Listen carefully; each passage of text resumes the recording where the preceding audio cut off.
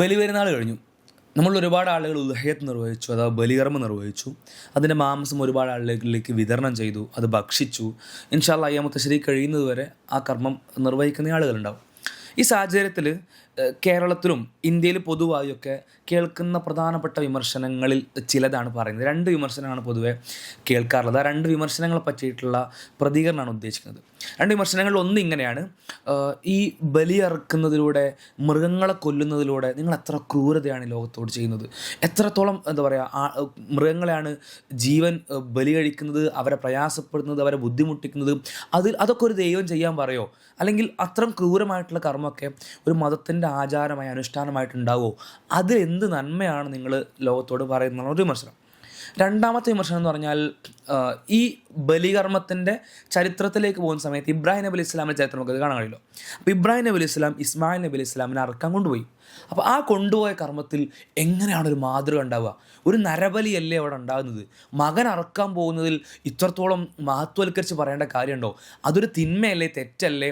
ഇത്തരത്തിൽ ഇന്ന് ഈ നാട്ടിൽ നരബലി ചെയ്യുന്ന ആളുകളെയും നിങ്ങൾ ഈ മഹത്വം പറയുന്നതിലൂടെ ന്യായീകരിക്കുകയല്ലേ എന്നുള്ളതാണ് രണ്ടാമത്തെ വിമർശനം. അപ്പോൾ രണ്ട് വിമർശനമാണ് അവലോകനം ചെയ്യുന്നത്. അതിൽ ആദ്യത്തെ വിമർശനം എടുക്കാം. മൃഗങ്ങളെ ബലിയിറക്കുന്നതിലൂടെ ഈ ലോകത്തോട് എന്തോ ക്രൂരത കാണിക്കുകയാണ് നമ്മൾ ചെയ്യുന്നത്, അല്ലെങ്കിൽ മൃഗങ്ങളെ വധിക്കുന്നതിലൂടെ എന്തെങ്കിലും തിന്മ ചെയ്യുന്നുണ്ടോ, അല്ലെങ്കിൽ അതിലൊരു നന്മ എടുക്കാൻ പറ്റാത്ത വിധം, ഒരു മതത്തിൻ്റെ ആരാധനാകർമ്മമായിട്ട് അവതരിപ്പിക്കാൻ പറ്റാത്ത വിധം അതിലെന്തെങ്കിലും പ്രശ്നമുണ്ടോ?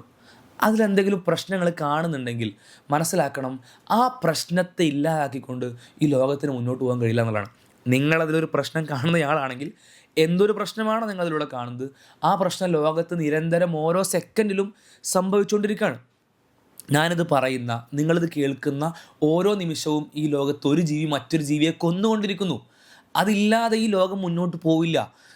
നിങ്ങൾക്ക് അത്തരത്തിൽ നന്മ ചെയ്യാൻ ആഗ്രഹിക്കുന്നുണ്ടെങ്കിൽ നിങ്ങൾ എന്തൊക്കെ നന്മകൾ ചെയ്യണമെന്ന് അറിയോ? ഒന്ന്, മനുഷ്യന്മാരുടെ വിഷയം തന്നെ എടുത്താൽ ഇവിടെ മാടിനെയും അതേപോലെ തന്നെ ആടിനെയും മാത്രമൊന്നുമല്ല ബലികർമ്മം നിർവഹിക്കുന്നത്. ഒരുപാട് ബലികർമ്മം എന്നുള്ളത് വിടാം, അതൊരു ആരാധനാകർമ്മത്തിൻ്റെ ഭാഗമാണല്ലോ. അതില്ലാതെ തന്നെ ഭക്ഷണത്തിൻ്റെ ആവശ്യത്തിന് ലളിതമായിട്ട് എത്ര മൃഗങ്ങളാണ് കൊല്ലുന്നത്. ഇത് ഉൽഹിയത്തിൻ്റെ സമയത്ത് അല്ലെങ്കിൽ ബലിപെരുന്നാളിൻ്റെ സമയത്ത് മാത്രമുള്ള കാര്യമാണോ? ഇപ്പോൾ വെസ്റ്റ് ബംഗാളിൽ ഈയിടെ ഒരു വാർത്ത കാണാൻ കഴിയുണ്ടായി. എന്താ പറയുക, ഒരു തരത്തിലും ബലി നിർവഹിക്കരുത്, എന്താ പറയുക, ആടിനെ പോലെ നിങ്ങൾ ബലി നിർവഹിക്കരുത്, ഒരിക്കലും ബീഫ് അല്ലെങ്കിൽ എന്താ പറയുക ആ ഗണത്തിൽപ്പെട്ട ഒരു മൃഗത്തെയും അറക്കരുതെന്ന് പറയുന്ന തിട്ടൂരങ്ങൾ ഒരുപാട് സംസ്ഥാനങ്ങളിലായിട്ട് ഇറക്കാൻ തുടങ്ങി ഒരുപാട് കാലമായി. അതുമായിട്ട് ബന്ധപ്പെട്ട് പല നിയമങ്ങളും പല രീതിയിലും കൊണ്ടുവരാൻ തുടങ്ങിയിട്ടുണ്ടായിരുന്നു. ഇപ്പോൾ ആടിനെയും ബലി ഇറക്കരുത്, കാരണം ആട് പശുവിൻ്റെ ഗോമാതാവിൻ്റെ സഹോദരിയാണത്രേ. അപ്പോൾ സഹോദരി ആയതുകൊണ്ട് ഇറക്കരുതെന്ന് പറയുന്നത് കാണാൻ കഴിഞ്ഞു. പിന്നെ അതേപോലെ തന്നെ വേറൊരു തരത്തിൽ എന്താ പറയുക, ഇന്ത്യയുടെ പല ഭാഗങ്ങളിലായിട്ട് ഇത് മാംസം കഴിക്കുന്ന ആളുകൾ പോലും ഇതിൻ്റെ ഇമോഷൻസ് ഭയങ്കരമായിട്ട് എടുത്ത് പറയുന്നത് കാണാൻ കഴിയും കേട്ടോ. മാംസം സ്ഥിരമായിട്ട് കഴിക്കുന്ന ആൾക്കാരായിരിക്കും, പക്ഷെ അവരും ഈ സാഹചര്യം എന്ന സമയത്ത് ഭയങ്കര വൈകാരികമായിട്ടൊക്കെ അവതരിപ്പിക്കുന്ന കാണാൻ കഴിയും. പക്ഷെ നിങ്ങളൊന്ന് ആലോചിക്കുക, ഇതിന് മാത്രമാണോ അറക്കുന്നത്? ആടും മാടും അതേപോലെ തന്നെ ഒട്ടകം, ഇതാണല്ലോ ബലി അറക്കാൻ വേണ്ടി നിർദ്ദേശിക്കുന്നത്. ഇത് മൂന്നുമാണോ അറക്കപ്പെടുന്നുള്ളൂ? ഇനി ഈ മൂന്നും തന്നെയാണെങ്കിലും ഈ മതത്തിൻ്റെ ആവശ്യത്തിന് വേണ്ടി അല്ലെങ്കിൽ ഉൽഹിയത്തിന് വേണ്ടി മാത്രമാണോ അറക്കപ്പെടാറുള്ളൂ? അല്ലല്ലോ. ഇപ്പോൾ കോഴി എടുക്കുക, ഇപ്പോൾ സിമ്പിളി നമുക്കൊന്ന് ChatGPT-യോടോ അല്ലെങ്കിൽ ഗൂഗിളിനോടൊക്കെ പ്രോംപ്റ്റ് കൊടുത്തു കഴിഞ്ഞാൽ നമുക്ക് മനസ്സിലാക്കാൻ പറ്റും.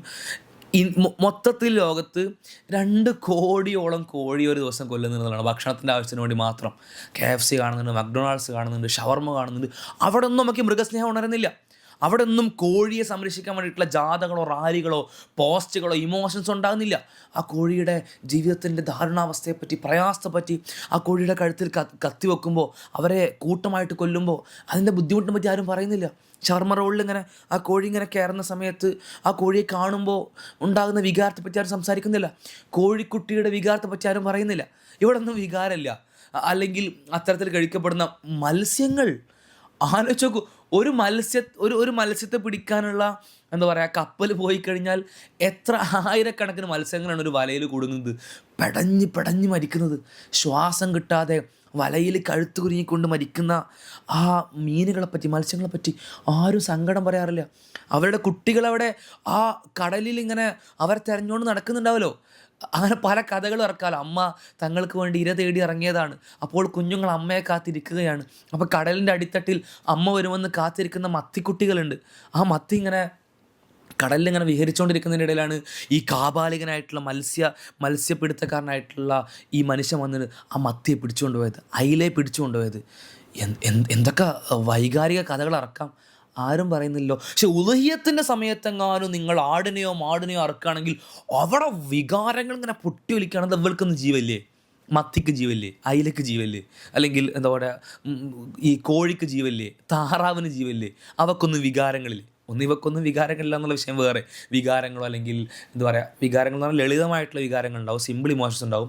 മനുഷ്യനും ബുദ്ധിയുള്ളതുകൊണ്ടാണ് ഡീപ്പ് ഇമോഷൻസ് ഉണ്ടാകുന്നത്. ആഴത്തുള്ള വികാരം മനുഷ്യനുണ്ടാവുള്ള കാരണം ബുദ്ധിയുള്ളതുകൊണ്ടാണ്, ചിന്തിക്കാനുള്ള ശക്തിയുള്ളതുകൊണ്ടാണ്. ചിന്തയാണ് നമ്മളെ വൈകാരികതയിലേക്ക് മാറ്റുന്നത്. അവൾക്കതില്ല, ആഴത്തിൽ ചിന്തിക്കാനുള്ള കഴിവില്ല, അത് വേറെ വിഷയം. അവർ ഒരുപാട് കാലം അവൻ ആലോചിച്ചിരുന്ന് മനുഷ്യനെ പോലെ തേങ്ങിക്കറിയോ, വിതുമ്പിക്കറിയോ, സങ്കടപ്പെടുകയോ അങ്ങനെയൊന്നുമില്ല. ആ മൊമെൻറ്റിൽ തന്നെ ഉണ്ടാകുന്ന ഇമോഷൻ എന്ന് പറഞ്ഞാൽ വളരെ പെട്ടെന്ന് ഇല്ലാതായി പോകുന്നതാണ്. എന്നാൽ ചില ജീവികൾക്ക് സസ്റ്റെയിൻ ചെയ്യുന്നതൊക്കെ ചെയ്യും, പക്ഷെ മോസ്റ്റ്ലി അത് അങ്ങനെയല്ല, അത് വേറെ വിഷയം. എന്നാൽ ഈ ആടിനും മാടിനൊന്നും കൊടുക്കുന്ന വികാരങ്ങൾ ഇവിടെ കൊടുക്കുന്നില്ല. ഒന്ന്. രണ്ടെന്ന് പറഞ്ഞാൽ ഇത് സംഭവിച്ചിട്ടില്ലെങ്കിൽ നമ്മുടെ നാട്ടിൽ അനിയന്ത്രിതമായിട്ട് പല കന്നുകാലികളും പല മൃഗങ്ങളും അധികരിക്കും. അതുകൊണ്ടാണ് നോർത്ത് ഇന്ത്യയിൽ പല പല കോർട്ടിലും കേസ് നടക്കുന്നുണ്ട്. ആ കേസിൻ്റെ അടിസ്ഥാനം എന്ന് പറഞ്ഞാൽ പല സ്ഥലങ്ങളിലും റോഡുകളുടെ നടുവിൽ പോയിട്ട് പശുക്കൾ നിൽക്കുക, അല്ലെങ്കിൽ ഇത്തരത്തിലുള്ള ഗോവർഗത്തിൽപ്പെട്ട അല്ലെങ്കിൽ മാട് വർഗത്തിൽപ്പെട്ട പലതും നിൽക്കുക. കാരണം അവയെ കൊല്ലാൻ പറ്റില്ല, അവയെ എന്താ പറയുക, അറവുകാർക്ക് കൊടുക്കാൻ പറ്റില്ല, അറവുകാർക്ക് കൊടുക്കാനും പറ്റില്ല. ഇവയെ കൊണ്ട് ഉപകാരമില്ലതാണ്. കർഷകർ പിന്നെ എന്താ ചെയ്യുക? കറവ പറ്റി അവയെ കൊണ്ട് ഉപകാരമില്ല. കർഷകർ പിന്നെ അവരെ വീണ്ടും തീറ്റിപ്പോറ്റോ? ഉപകാരമില്ലാത്തവയെ അറവിന് കൊടുക്കാനും കഴിയില്ലെങ്കിൽ പിന്നെ അവരെന്താ ചെയ്യുക? അഴിച്ചു വിടുന്ന ആളുകളുണ്ട്. അഴിച്ചുവിട്ട് ഹൈവേകളിൽ വാഹനം ഇടിച്ച് ചത്ത് കിടക്കുന്ന എത്രത്തോളം മാട് വർഗത്തിൽപ്പെട്ട ജീവികൾ നമുക്ക് കാണാൻ കഴിയും നോർത്ത് ഇന്ത്യയിൽ പോയി കഴിഞ്ഞാൽ. എത്രത്തോളം ടൗണുകളിൽ, സിറ്റികളിൽ ഈ സാധനങ്ങൾ ഇങ്ങനെ അഴിച്ചുവിട്ടപ്പെട്ട അവസ്ഥയിൽ നടക്കുന്നത് കാണാൻ പറ്റും. ഇത് സമൂഹത്തിൻ്റെ സംവിധാനമാണ്. അവ കൊല ചെയ്യപ്പെട്ടിട്ടില്ലെങ്കിൽ ഇത്രത്തോളം വളർത്തുകയും ഇത്രത്തോളം അവ ജനിക്കുകയും ചെയ്യുന്നു. അപ്പുറത്ത് അവ കൊല ചെയ്യപ്പെടുന്നില്ല, അവ മാംസത്തിന് വേണ്ടി ഭക്ഷണത്തിന് വേണ്ടി ഉപയോഗപ്പെടുന്നില്ല. അങ്ങനെയെങ്കിൽ ഈ സമൂഹത്തിൻ്റെ സന്തുലിതാവസ്ഥ ഇല്ലാതാകും വിധം അവ അധികരിക്കും. അത് നമുക്ക് പ്രയാസമാവും. അത് ഏത് ജീവി അധികരിച്ചാലും അങ്ങനെ തന്നെയാണ്. എന്നുകൊണ്ടാണ് എലിശല്യം കൂടുമ്പോൾ പാമ്പില്ലാത്തതുകൊണ്ടാണ് നമ്മൾ പരിഭവം പറയുന്നതുകൊണ്ടാ, അല്ലെങ്കിൽ പൂച്ച ഇല്ലാത്തതുകൊണ്ടാണ് പരിഭവം പറയുന്നതുകൊണ്ടാ. പാമ്പിനെയോ പൂച്ചയെ ഇഷ്ടപ്പെട്ടുകൊണ്ടല്ല, അല്ലെങ്കിൽ അവയെ നമുക്ക് എന്തെങ്കിലും വേറെ ഉപകാരം ചെയ്യുന്നതുകൊണ്ടല്ല. ആ ജീവികൾ ഉണ്ടെങ്കിൽ അവ ഇവയെ കൊല്ലും. പാമ്പും കൂടാൻ പറ്റില്ല, പാമ്പില്ലാതാകാൻ മറ്റു ജീവികൾ വേണ്ടി വരും. അപ്പോൾ പൂച്ച ഇല്ലാതാകാൻ പറ്റില്ല, പൂച്ച ഒരുപാടാകാൻ പറ്റില്ല. ഇപ്പോൾ പൂച്ചയെ സംബന്ധിച്ച് അവയിൽ ക്യൂട്ട്നെസ് കണ്ടെത്തുന്ന ആളുകളും അവയിൽ ഭയങ്കര സൗന്ദര്യം കണ്ടെത്തുന്ന ആളുകളും വാത്സല്യം കണ്ടെത്തുന്ന ആളുകളൊക്കെ ഉണ്ടാവും.